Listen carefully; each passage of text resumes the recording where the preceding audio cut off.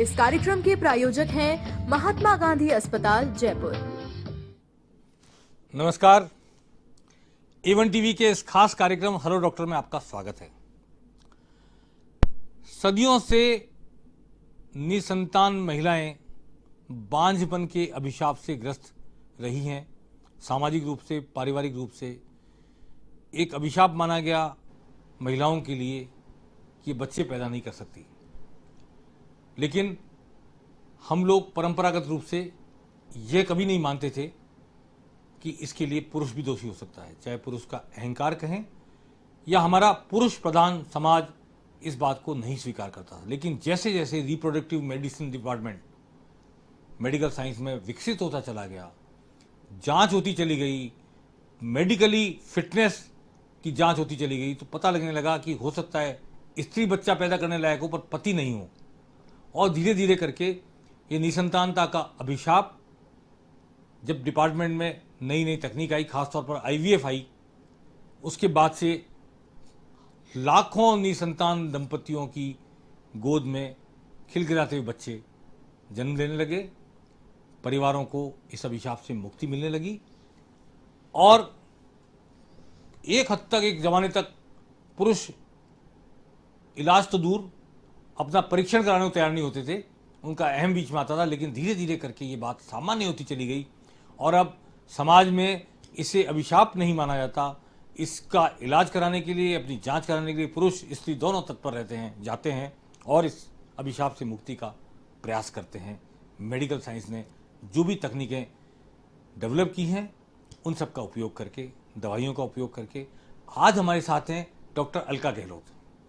Alka Gehlot IVF तकनीक की जानकार हैं, स्पेशलिस्ट हैं और जयपुर फर्टिलिटी सेंटर से आई हैं, जो डॉक्टर ML स्वर्णकार ने स्थापित किया था।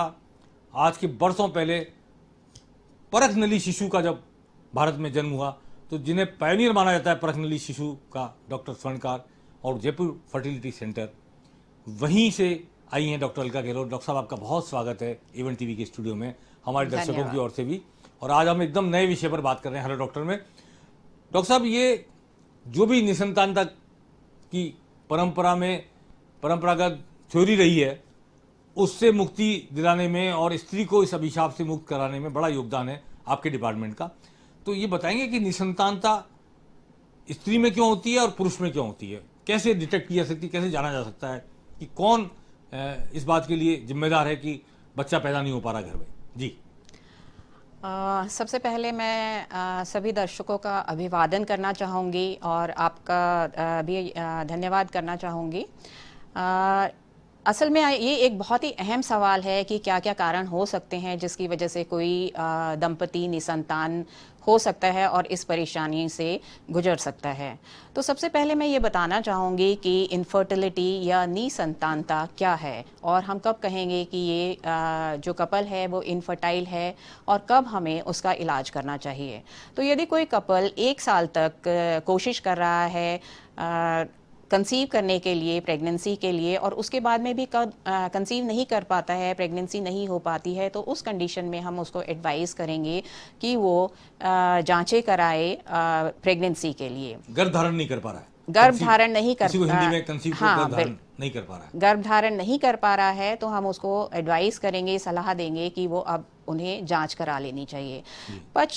कुछ ऐसी कंडीशंस होती हैं जिनमें हम 6 महीने के बाद ही सलाह देते हैं कि आपको अब टेस्ट करा लेनी चाहिए। वो है, मान लो कि वाइफ की उम्र 35 साल से ज़्यादा है, तो हम उनको ये सलाह नहीं दे सकते कि आप 1 साल तक इंतज़ार करो। और मानो उनमें कोई हिस्ट्री है कि इरेगुलर पीरियड्स आ रहे हैं, मासिक माहवारी जो है वो बराबर नहीं आ रही है, तो उस कंडीशन में भी हम एडवाइस करेंगे कि आप 6 महीने कोशिश करने के बाद में ही ट्रीटमेंट लें। अब जैसे कि पहले आपने बताया कि पहले सिर्फ महिलाओं को ही इसके लिए दोषी माना जाता था, पर ऐसा नहीं है। बहुत सारी जांचों से ये साबित हो चुका है कि पुरुष भी उतना ही जिम्मेदार है जितनी कि महिलाएं। असल में निसंतान जो दंपति होते हैं उनमें जो कारण होते हैं 25% करीब सिर्फ पुरुषों की वजह से होते हैं और 25% में ऐसा होता है कि सिर्फ महिलाएं ही रिस्पॉन्सिबल होती हैं और बाकी के 40-50% में कंबाइंड फैक्टर होते हैं जिसमें महिला में भी कोई दिक्कत होती है और पुरुष में भी कोई दिक्कत होती है।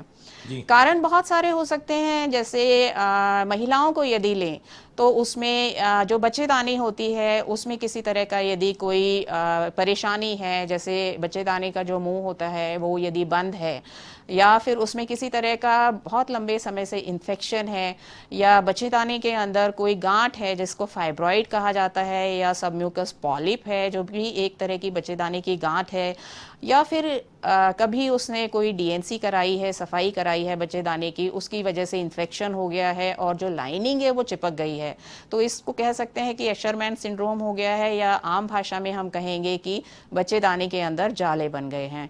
तो ये सारी चीज़ें हैं बच्चेदानी की जो कि निसंतानता के लिए रिस्पॉन्सिबल हो सकती है। दूसरी जैसे ओवरीज हैं जिसको अंडेदानी बोलेंगे, उसमें भी कारण हो सकते हैं। मान लो कि जैसे पॉलीसिस्टिक ओवरी है जो कि आजकल बहुत ज़्यादा कॉमन हो गया है, ओबेसिटी हो गई है, डाइटरी चेंजेस के जो खान पान है उसकी चेंजेस की वजह से, मोटापे की वजह से सिस्ट बन जाती है ओवरी में। बहुत छोटी छोटी सिस्ट होती है पॉलीसिस्टिक ओवरीज, जिसकी वजह से जैसे महीने के महीने जो ओव्यूलेशन होता है, जो अंडे बनते हैं वो नहीं बन पाते हैं, वो भी एक वजह हो सकती है। या फिर एक डिजीज़ है जिसको एंडोमेट्रियोसिस कहते हैं, जिसमें बच्चेदानी में गांठें बन जाती है। उस कंडीशन में भी जो एग क्वालिटी होती है, अंडे की जो क्षमता होती है वो इतनी अच्छी नहीं होती है, और हमें इनफर्टिलिटी के लिए ट्रीटमेंट के लिए एडवाइस करना पड़ता है, क्योंकि एंडोमेट्रियोसिस कई बार बहुत बड़ी गांठें हो जाती हैं, तो ऐसे दंपति को इनफर्टिलिटी के ट्रीटमेंट के लिए एडवाइस किया जाता है। कई बार जैसे हार्मोनल्स एंडोक्राइनल चेंजेस होते हैं, जैसे हाइपोथायरॉयडिज्म हो गया, हाइपरप्रोलेक्टिनीमिया हो गया, या ओवरीज के जैसे और कारण हो गए, जैसे कि किसी ने रेडियोथेरेपी कराई है, कीमोथेरेपी कराई है, तो ये सारी वजह हो सकती हैं फीमेल में इनफर्टिलिटी की। उसी तरह से मेल में भी वजह हो सकती है, जैसे कोई इन्फेक्शन रहा हो, किसी टॉक्सिन से एक्सपोजर हुआ हो, या फिर जैसे जो वास्ट डिफरेंस होती है वो एब्सेंट हो, जिसमें जेनेटिक कॉजेज हो सकते हैं कि अंदर तो सीमन बन रहा है, स्पर्म्स बन रहे हैं लेकिन बाहर नहीं आ पा रहे हैं, तो वो सारी वजह हो सकती है। या फिर मोर्टेलिटी बहुत कम है, शुक्राणु बन तो रहे हैं लेकिन उनकी संख्या बहुत कम है, या क्षमता बहुत कम है, या फिर उनकी जो बनावट है उसमें कोई गड़बड़ है, तो ये सारी वजह हो सकती हैं जिसकी वजह से बच्चा पैदा करने की क्षमता में कमी आ जाती है। यानी कि पहले तो ये पता लगे कि स्त्री में दोष है या पुरुष में है। हाँ बिल्कुल। उसके बाद में स्त्री में है तो कौन कौन सी जगह हो सकता है, बच्चेदानी में है, अंडेदानी में है, या उसमें भी फाइब्रोसिस है, जाले बने हुए हैं, कहीं अवरोध है, कहीं लाइनिंग चिपक गई है, और पुरुष में भी है तो उसमें भी कई तरह के दोष हो सकते हैं। और मैं समझता हूँ कि कई हमारी जो हैबिट्स हैं, लाइफ स्टाइल है, वो भी ऐसी होती है कि जिसकी वजह से हम कभी तो सक्षम होते हैं लेकिन धीरे धीरे चलते चलते हमारी सक्षमता कम हो जाती है, खत्म होती चली जाती है। कितना मानते हैं आप इसमें जेनेटिक कितना योगदान है कि साहब जेनेटिक कोई जीन्स में कोई गड़बड़ है उसकी वजह से ऐसा हो रहा है? जो लाइफस्टाइल का आपने बहुत ही अहम मुद्दा उठाया है, जैसे कि आजकल अल्कोहल है, शराब है, धूम्रपान है, या फिर बहुत ज़्यादा चिंता करने की वजह से, या कई बार क्या होता है कि बहुत ज़्यादा एक्सरसाइज करने से, जिससे कि शरीर का वजन इतना कम हो जाता है कि फीमेल में ओव्यूलेशन अंडे नहीं बन पाते हैं, तो ये सारी वजह है। जेनेटिक फैक्टर्स भी रिस्पॉन्सिबल होते हैं इनफर्टिलिटी के लिए, तो उसके लिए कुछ पर्टिकुलर टेस्टिंग होती है जिनके करा के हम देख सकते हैं कि मेल और फीमेल जेनेटिकली नॉर्मल है या नहीं है, और यदि कोई एबनॉर्मलिटी है तो उसके हिसाब से उनको सलाह दी जाती है कि इसका ये इलाज होएगा। जी, अगर ये लाइफस्टाइल डिजीज भी माने कुछ लोगों में, तो ये जिस तरह का खान पान है हमारा, बाज़ार में खाते हैं, अशुद्ध खाते हैं, उसकी मसालों की, तेल की, घी की शुद्धता की कहीं गारंटी नहीं है, दूध हमारे पास सिंथेटिक आ रहा है कई बार पीने को, इन सब का भी कोई दोष है जिसकी वजह से व्यक्ति के अंदर बच्चे पैदा करने की क्षमता, चाहे पुरुष हो या स्त्री, वो प्रभावित होती है? आपने बहुत अहम सवाल उठाया है। खान पान की वजह से भी काफ़ी कुछ रिस्पॉन्सिबल है, जैसे कि यदि आपने बहुत ज़्यादा ऐसे खाने में ऐसी चीज़ें ली हैं जिसमें कि टॉक्सिन्स हैं, या फिर जैसे जो आजकल हेल्दी फूड नहीं होता है, जैसे फास्ट फूड है, यदि बहुत ज़्यादा एक्सेसिव में आप यूज़ करते हैं, बहुत संख्या में यूज़ करते हैं, तो वो सारे भी रिस्पॉन्सिबल हो सकते हैं इनफर्टिलिटी में। क्योंकि उनमें जैसे कि पॉलीसिस्टिक ओवरी में भी एक खान पान का काफ़ी डाइटरी चेंजेस करने के लिए हम बोलते हैं, जिससे कि वजन कम हो जाए, हेल्दी फूड ले, जिससे कि ओव्यूलेशन उनको हो सके। तो वो यदि खान पान में सुधार करते हैं तो उसका काफ़ी कुछ अच्छा असर पड़ता है। पिज्जा कल्चर जो है, हाँ, वो थोड़ा सा उससे दूर रहना चाहिए पिज्ज़ा जी। कल्चर से। हमारा जो भारतीय खाना है वो काफ़ी हद तक सही रहता है डॉक्टर साहब हमारे एक लिए। सवाल है कि क्या पुराने समय चली आ रही है कि बादाम खाओ, देसी घी खाओ, इससे आदमी ताकतवर होता है, इससे अ, बच्चा पैदा करने की आदमी की क्षमता बढ़ती है, या वो ताकतवर होता है तो अच्छा बड़ा ताकतवर बच्चा होता है, ये कंसेप्ट ऐसे चला आ रहा है, तो क्या ये लगता है? काफ़ी हद तक सही है। जितने भी जो मेवे होते हैं, सूखे मेवे होते हैं, उनमें जो एंटीऑक्सीडेंट्स होते हैं और जो विटामिन्स होते हैं वो काफ़ी प्रचुर मात्रा में मिलते हैं। वो एक तरह से हमारे जो बॉडी में जो भी टाइम के साथ साथ डैमेज होते हैं उनको रिकवर करने में, उनको ठीक करने में हेल्प करते हैं। तो काफ़ी हद तक यदि इन सब चीज़ों का सेवन किया जाए तो बहुत सही रहता है। डॉक्टर साहब, ये शरीर का कोई दूसरा अंग अगर आपका खराब हो, मान लो लीवर में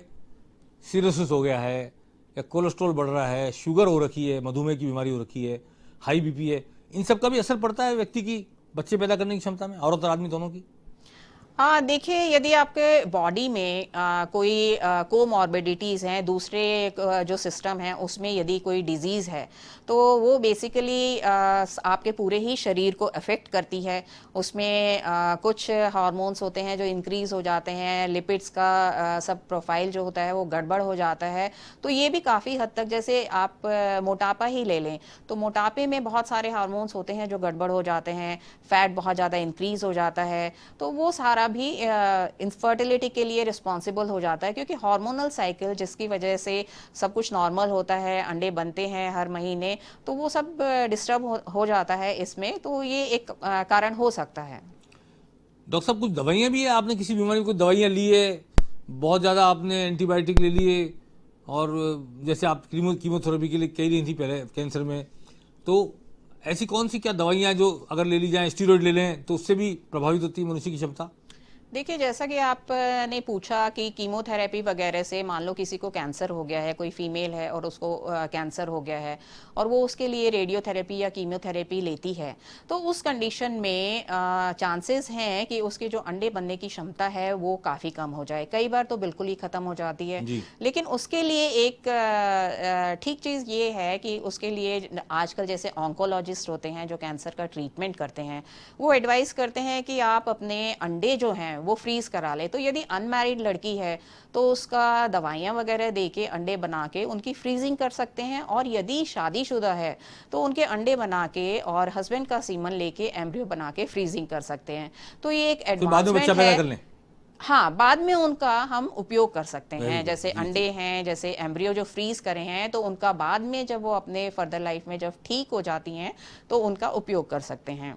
इसी तरह से मेल में भी है, मान लो कोई उनको कैंसर है तो सीमन फ्रीजिंग कर सकते हैं, और जो बाद में फ्यूचर में जब वो ठीक हो जाएं और जब वो बच्चा चाहें तो उस टाइम पे हम उसको यूज़ कर सकते हैं। और जैसे कि दवाइयाँ का भी है, जैसे कुछ एंटीऑक्सीडेंट्स वगैरह हैं, एंटी साइकोटिक ड्रग्स हैं, एंटी साइकेट्रिक ड्रग्स है, एंजाइटी वाली ड्रग्स हैं, वो भी काफ़ी हद तक कई बार रिस्पॉन्सिबल होती है इनफर्टिलिटी के लिए।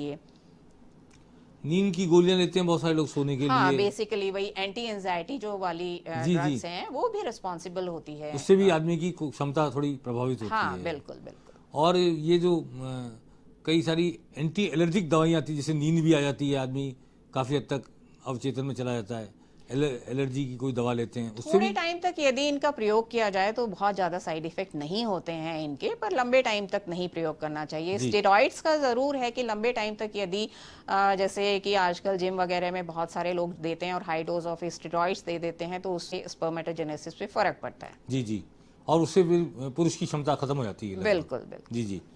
तो हम आज बात कर रहे हैं इनफर्टिलिटी पे, निसंतानता पे, और निसंतानता कैसे एक इलाज के जरिए, एक कोशिश के जरिए उसको अभिशाप से वरदान में बदला जा सकता है। इस पर बातचीत का हमारा सिलसिला जारी रहेगा। फिलहाल लेते हैं एक छोटा सा ब्रेक। ब्रेक के बाद हम जल्द हाजिर होंगे और हम बात करेंगे डॉक्टर अलका गहलोत से कि किस तरह आईवीएफ तकनीक के जरिए निसंतान दंपति की गोद हरी भरी हो जाती है।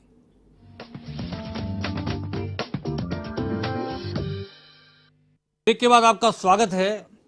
आज हम बात कर रहे हैं निसंतानता पर। और निसंतानता अगर कोई बीमारी है तो पुरुष की वजह से, स्त्री की वजह से, किसे है, क्यों है, कहाँ है, क्या उसका निदान हो सकता है, क्या उसका उपचार हो सकता है और कैसे निसंतान दंपति की गोद हरी भरी हो सकती है। आज हमारे साथ हैं doctor Alka Gehlot. Doctor Alka Gehlot Jaipur fertility centre में आईवीएफ विशेषज्ञ हैं और जयपुर फर्टिलिटी सेंटर वो पायनियर संस्थान है जिसमें देश में सबसे पहले परख नली शिशु का कंसेप्ट दिया समाज को। डॉक्टर एमएल स्वर्णकार का ये सेंटर, और वहाँ से आई हैं डॉक्टर अलका गहलोत। डॉक्टर साहब, आईवीएफ टेक्नोलॉजी का बड़ा जिक्र है, परख नली शिशु का भी हुआ था और आईवीएफ का भी हुआ था। क्या होता है परख नली शिशु और क्या आईवीएफ तकनीक, जरा मैं जानना चाहता हूँ। देखिए, परख नली शिशु और आईवीएफ जो तकनीक है वो सिमिलर ही है। आईवीएफ का मतलब है in vitro fertilisation. In vitro का मतलब है कि बॉडी के बाहर, तो इन विट्रो फर्टिलाइजेशन का मतलब है कि बॉडी के बाहर जो अंडे और शुक्राणु के बीच में फर्टिलाइजेशन कराया जाता है उसको इन विट्रो फर्टिलाइजेशन कहते हैं। तो बेसिकली इसके लिए जो लेडी होती है, जो महिला होती है, उसको विभिन्न तरह की दवाइयाँ दी जाती है अंडा बनाने के लिए, और उसके बाद में हार्मोन्स टेस्ट होते हैं, सोनोग्राफी होती है। सोनोग्राफी में जब फॉलिकल बन जाते हैं, जो हमको साइज चाहिए होता है, जब उतने फॉलिकल बन जाते हैं, अंडे बन जाते हैं, तो हम उनको ऑपरेशन के द्वारा उन अंडों को बाहर निकाल लेते हैं।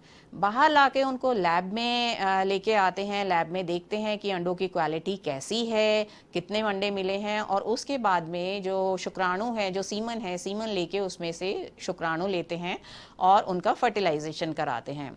तो ये 2 दिन तक, 3 दिन तक जो लैब में है, लैब में ही भ्रूण ग्रो करता है, और उसके बाद में तीसरे दिन उसको वापस महिला के जो बच्चेदानी है उसमें ट्रांसफ़र कर दिया जाता है। तो इसमें जो फर्टिलाइजेशन का मेन पार्ट है, जो कि नॉर्मल कंडीशन में यदि सामान्य तरीके से बच्चा होता है तो फेलोपियन ट्यूब में होता है, जो नली कहते हैं, जिसमें फर्टिलाइजेशन उसमें होता है। पर इस विधि में, आईवीएफ में, जो फर्टिलाइजेशन होता है वो लैब में होता है, इसीलिए इसको परख नली शिशु भी बोलते हैं।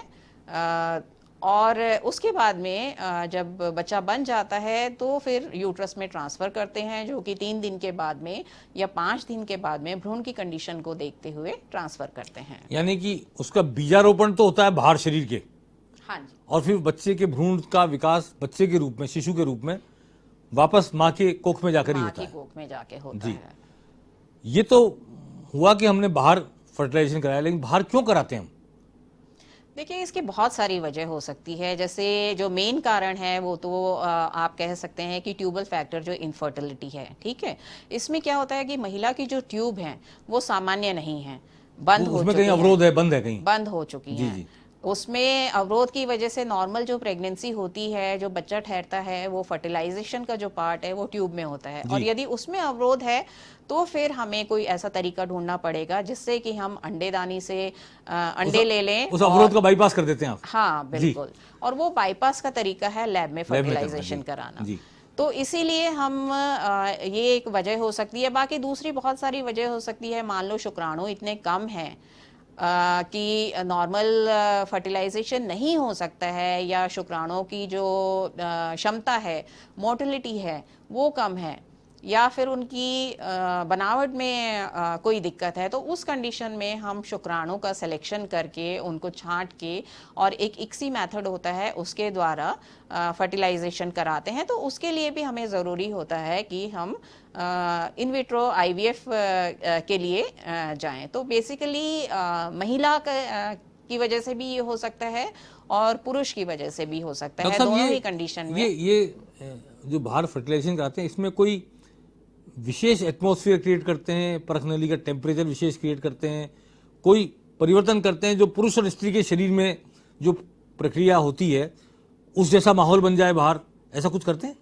आर्टिफिशियली? बिल्कुल, जैसे कि हमारी बॉडी का जो टेम्परेचर होता है तो इंक्यूबेटर्स होते हैं बाहर, उनका टेम्परेचर भी उसी के हिसाब से होता है और उसमें एनवायरनमेंट इस तरह से क्रिएट किया जाता है जैसे कि कार्बन डाइऑक्साइड कॉन्सेंट्रेशन है, ऑक्सीजन वगैरह है, जैसे वो कि वो सारी। शरीर के अंदर ही हो रही है प्रक्रिया। हाँ जी। बिल्कुल। तो वो बिल्कुल उस तरह से होता है कि जैसे जो भी प्रक्रिया है फर्टिलाइजेशन की वो शरीर के अंदर हो रही हो। तो मैक्सिमम कोशिश की जाती है कि उसको वैसा ही वातावरण भ्रूण को मिल सके जैसा कि शरीर का है, और इस विधि से ये हम आगे प्रोसीड करते हैं। शरीर के बाहर आप एक कृत्रिम शरीर बना देते हैं थोड़ी देर के लिए, हाँ 2-3 दिन बिल्कुल, के आप लिए। ये कह सकते जी। हैं कि उसी तरह का माहौल क्रिएट हम जी, करते जी, हैं जी। जिसमें कि वो भ्रूण बनता है और आगे बढ़ता है। जी। डॉक्टर साहब, अगर कोई महिला तो सक्षम है पर पुरुष के स्पर्म में बच्चे पैदा करने की क्षमता नहीं है, उस केस में भी पुरुष की अगर सहमति है कि मेरी पत्नी माँ तो बने ही बने, उसके लिए क्या करते हैं? देखिए, इसमें दो चीज़ें हैं। सबसे पहले जैसे पुरुष का यदि फैक्टर लिया जाए तो उसमें हम सबसे पहले देखते हैं कि सीमन कैसा है, सीमन में स्पर्म्स हैं या नहीं है। मान लो कि स्पर्म्स बिल्कुल भी नहीं है तो उस कंडीशन में कुछ फर्दर इन्वेस्टिगेशन करते हैं, जांचें करते हैं पुरुष की, जैसे हार्मोनल टेस्ट होता है, और उसमें देखते हैं कि अंदर शरीर के अंदर स्पर्मेटोजेनेसिस हो रही है या नहीं हो रही है, मतलब शुक्राणु बन रहे हैं या नहीं बन रहे हैं।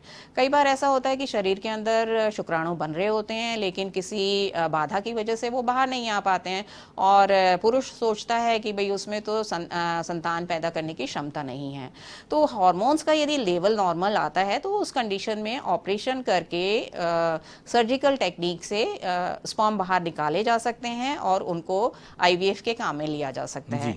दूसरी कंडीशन ये हो गई कि हमने हार्मोन टेस्ट किया और उसमें पता लगा कि भाई अंदर भी स्पर्म्स नहीं बन रहे हैं, तो उस कंडीशन में स्पर्म बैंक्स हैं जिसमें कि यदि पुरुष राजी होता है तो डोनर का सीमन लेके, डोनर के स्पर्म्स लेके प्रेगनेंसी के लिए बच्चा लगने के लिए ट्राई कर सकते हैं।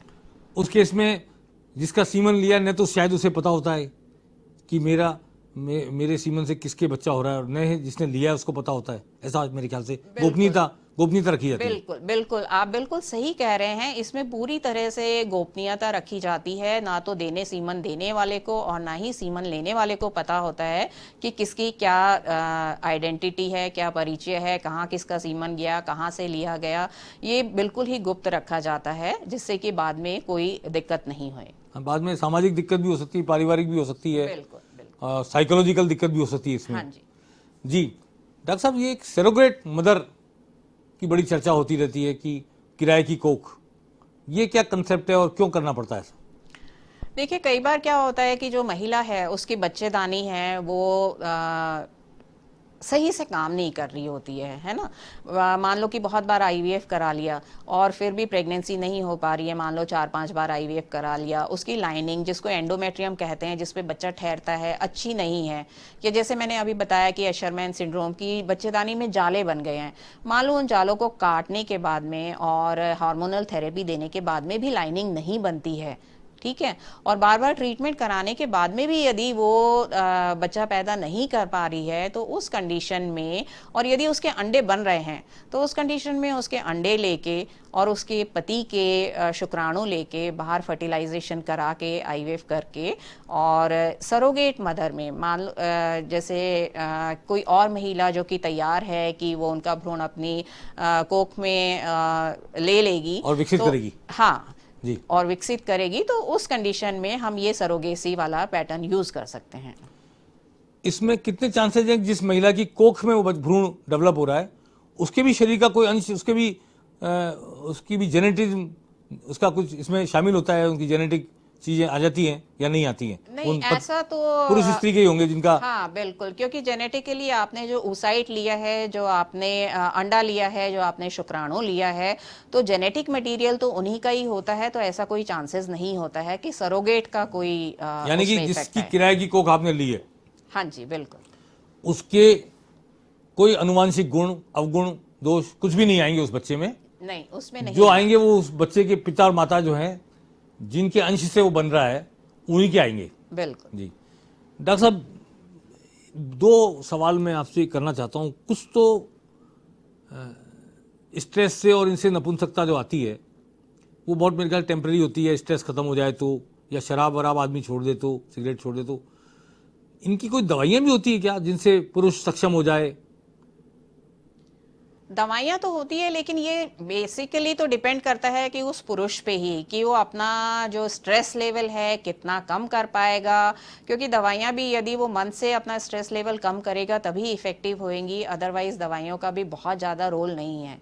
जी। तो जैसे साइकोलॉजिस्ट हैं, उनके काउंसलर हैं, वो उनसे बात करे, अपना स्ट्रेस लेवल कम करे, तो वो सबसे ज़्यादा महत्वपूर्ण है। दवाइयाँ तो होती हैं, पर ऐसा नहीं है कि दवाइयाँ लेने से 100% ठीक ही हो जाए। मेन है कि उनको अपना साइकोलॉजी, अपना जो स्ट्रेस लेवल है वो ठीक करना पड़ेगा। ये बहुत सारे विज्ञापन नीम हकीमों के छपते रहते हैं अखबारों में, कुछ टीवी चैनल में आते हैं कि ये दवाई लेंगे तो पौरुष बढ़ेगा, ये दवाई लेंगे तो स्त्री की शक्ति बढ़ेगी, और कोई तेल और कोई इस तरह की बहुत सारी लोग चीज़ें बेचते रहते हैं, गंदे ताबीज़ बेचते रहते हैं, कोई ये दवाइयाँ बेचते रहता है जिसका कोई साइंटिफिकली मेरे ख्याल से प्रूफ भी नहीं कर पाते वो कि वो इफ़ेक्ट करती हैं। तो आपको क्या लगता है कि ऐसी दवाइयाँ हैं इस तरह की कि जो बांझ महिला है वो बच्चा पैदा करने लायक हो जाए, पुरुष ऐसा हो जाए? ये जो दवाइयों के विज्ञापन आते हैं, ये इनकी क्या आपके राय है इनके बारे में? देखिए, जो दवाइयों के विज्ञापन आते हैं उनके बारे में तो मैं बहुत कुछ नहीं बता पाऊंगी कि उनमें क्या दवाइयाँ होती है, क्या कंटेंट होता है, क्या वो देते हैं। पर हाँ, मान लो कोई बांझ है, जैसे हम लोग ट्रीटमेंट करते हैं, आईयूआई वाला करते हैं, इंट्रायूट्राइन इंसेमिनेशन जिसको कहते हैं, आईवीएफ बोलते हैं, तो उसमें भी हम दवाइयों का ही प्रयोग करते हैं, पर वो पूरा साइंटिफिक प्रूवन होता है, उस पर स्टडीज़ होती हैं, रिसर्च होती हैं, बहुत सारे लोगों को वो दवाइयाँ दे के और उनको देखा जाता है कि बॉडी पे क्या इफेक्ट हो रहा है, किस तरह से अंडे बन रहे हैं, किस तरह से शुक्राणु बन रहे हैं। तो हाँ, दवाइयाँ तो होती हैं, लेकिन जो ये आपने कहा कि नीम हकीम जो दवाइयाँ देते हैं वो कितना इफेक्टिव होता है, उसके बारे में वो क्या देते हैं कुछ पता नहीं है कि साइंटिफिकली वो कितना प्रूवन है। बहुत सारे लोग दावा करते रहते हैं। हाँ, ये बताएंगे आप इसमें कि मांसाहारी पुरुष स्त्री और शाकाहारी पुरुष स्त्री, इनके आहार का कोई संबंध इनकी फर्टिलिटी से, इनकी क्षमता से है क्या? देखिए, आहार का तो संबंध है, पर ऐसा नहीं है कि मांसाहारी पुरुष बहुत ज़्यादा फर्टाइल होंगे और शाकाहारी पुरुष नहीं होंगे। जो भी बॉडी का रिक्वायरमेंट है, यदि वो आप ले रहे हैं, भले ही आप सब्जियों के फॉर्म में लो, फ्रूट्स के फॉर्म में लो, अंडों के फॉर्म में लो, या फिर मांस के फॉर्म में लो, यदि आपके शरीर में सारा कुछ संतुलित है, आपका आहार संतुलित है, तो ऐसा कुछ नहीं है कि आपको मांसाहारी होना चाहिए और शाकाहारी होने में कोई दिक्कत है। विटामिन, प्रोटीन, इनमें से किस चीज़ की मात्रा, कार्बोहाइड्रेट किसकी मात्रा अच्छी होनी चाहिए कि स्त्री भी और पुरुष भी अधिक सक्षम हो जाएं? देखिए, जो हमारी डाइट है, जो हम भोजन करते हैं, चाहे शाकाहारी हो चाहे मांसाहारी हो, तो उसमें कार्बोहाइड्रेट्स वगैरह हैं, फैट है, प्रोटीन्स हैं, ये सारी चीज़ें उपलब्ध होती है। पर जो माइक्रो न्यूट्रिएंट्स हैं, जो मिनरल्स हैं, जो विटामिन्स हैं, कई बार इनकी डेफिशिएंसी हो जाती है। मान लो जैसे आपने खाना बनाया तो जो वाटर सॉल्युबल विटामिन्स हैं वो ख़राब हो गए, तो कई बार सप्लीमेंट्स लेने पड़ते हैं हमको, अलग से जाँच कराते हैं कि कोई विटामिन की डेफिशिएंसी तो नहीं है, कोई मिनरल की डेफिशिएंसी तो नहीं है, और उसी के हिसाब से उनको ट्रीटमेंट दे देते हैं। तो ऐसा कोई दिक्कत नहीं है कि आपको आपका डाइट बिल्कुल ही चेंज करना पड़ेगा। थोड़ा सा ये है कि फ्रेश फ्रूट्स हैं, दालें हैं, सब्जियां हैं, ये ज़्यादा खाएं तो सारी चीज़ें ठीक हो जाएंगी। एक बीमारी महिलाओं में ज़्यादातर होती है थायराइड की। हाँ, उसका कोई इफेक्ट होता है महिला की फर्टिलिटी पे? बिल्कुल।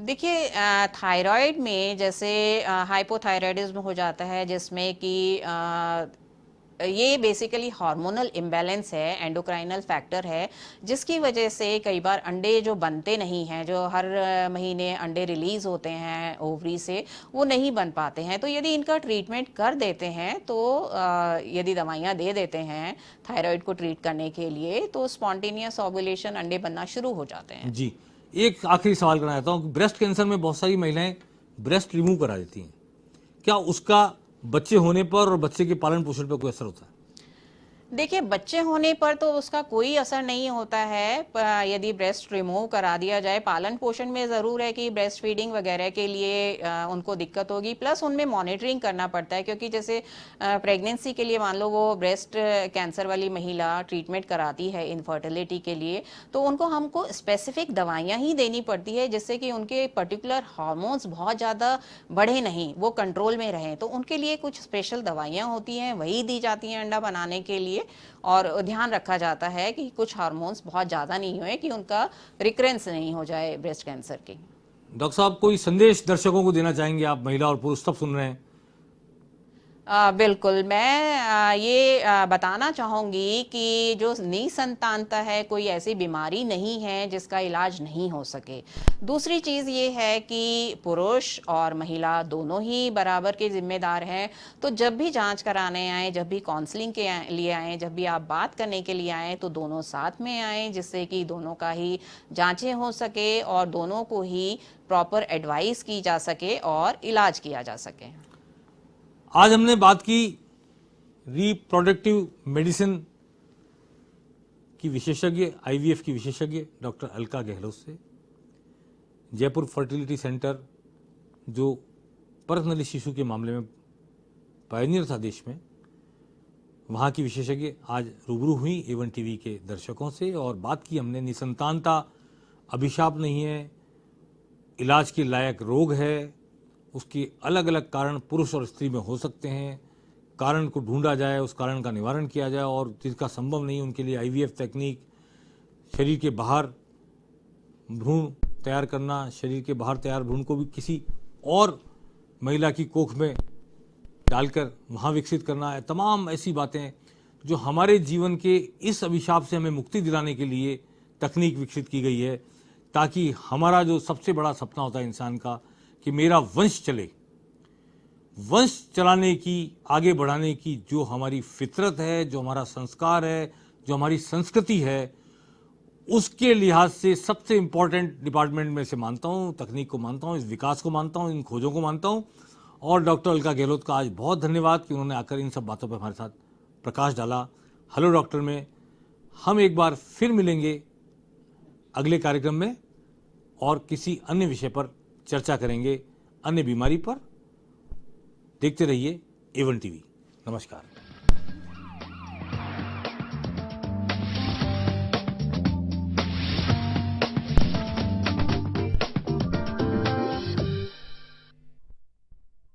कार्यक्रम के प्रायोजक हैं महात्मा गांधी अस्पताल, जयपुर।